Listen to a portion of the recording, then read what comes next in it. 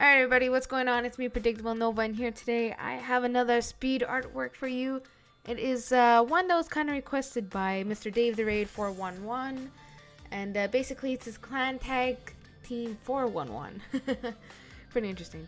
So anyways, what started out was that he requested something to do with his logo and have a poster done for him and his teammates, and for some montage I believe it is. And so I couldn't reject the offer, like for some reason I was in the artsy mood and I said, I'll do it. I don't normally just do it like that for people, but I'll do it. So I started out, going on with the logo that he gave me of his clan and stuff, and I thought I was going to use the original that was there, so I asked him, like, do you have the Photoshop files of it? They're like, yeah. I check it out, and the Photoshop files were all merged in together. And I was just like, ooh, this is not what I need. I need something that's way better than this. So I took the original logo that they had, and I redid it over. Now, what's complicated is that when you do a specific logo, and it's the same thing on the opposite side of what one design looks, like how I'm doing right now, how the ribbons and everything is the same as the other side, you gotta make sure everything's right. Because if you're to do, like, this but don't mirror it, when you look at it, it's not gonna look the same. So you got to do one side of the logo and then duplicate the layer and then mirror it, so that at least you have all the same proportions and the same I guess you can say the same lengths or whatever. Like, you get what I'm saying. But it was a lot of fun doing this. I mean, I liked how much effort and time I put into it. I mean, I put in quite some time. I was like, I gotta make this thing look pretty badass, So I mean, the logo is pretty badass for a clan for a clan tag, And but no, it was really fun. I had a lot of fun doing this, and what I was trying to aim for was, because when I was watching Dave's video of his clan and stuff, I seen was that dark side of it, For some reason, I seen a dark presence of it. So I wanted to get that dark presence into it.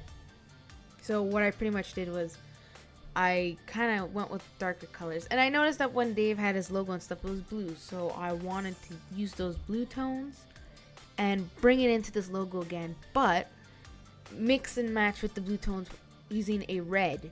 Yeah. And not just any bright red, but a nice dark mellow red that goes with the blue. That you can pretty much mix together and have a purple. But it was pretty fun doing this logo. I did have difficulties with this part. I mean, it was really hard because you want to try and get everything as the right,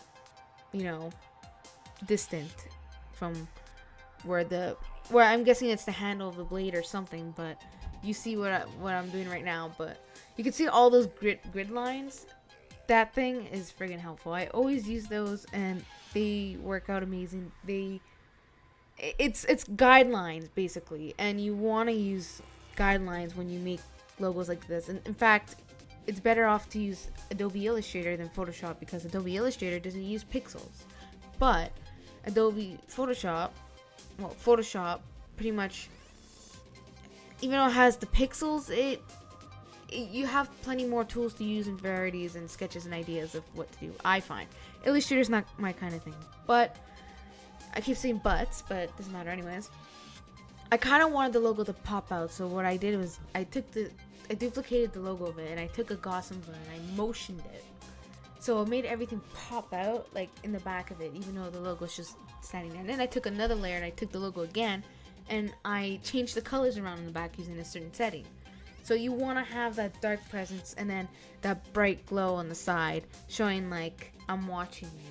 You know what I mean? Like, just watch. And the fact that it's a poster, he wanted a request of saying it, showing chapter 1 and stuff. So you want to get, the text and fonts at the bottom, so people can look at the design in the front, and then they look at the bottom and they're like, shit, that's pretty insane, So I'm looking around. He said something to have like a ground level for the poster. I tried looking around, it wasn't any good, and I was like, that's not gonna look good with it. So next step I did was with the blood splatters. Instead of looking for blood paintbrushes, you want to look for actual paint splatter brushes, because that gives more effective blood effects than it does for actual blood. when you look for font, no, not fonts, but for brushes, you know. Paintbrushes I find do a lot more effect with, like I said, with the blood effect. So as you can see, you don't want to put like a red. You want to stick with the tones of the colors that's going on right now, and the dark colors. So you gotta be like a little careful with the red, you know. So you don't want it bright, you want it dark, and you want it with a tone of blue so it blends in with the blue.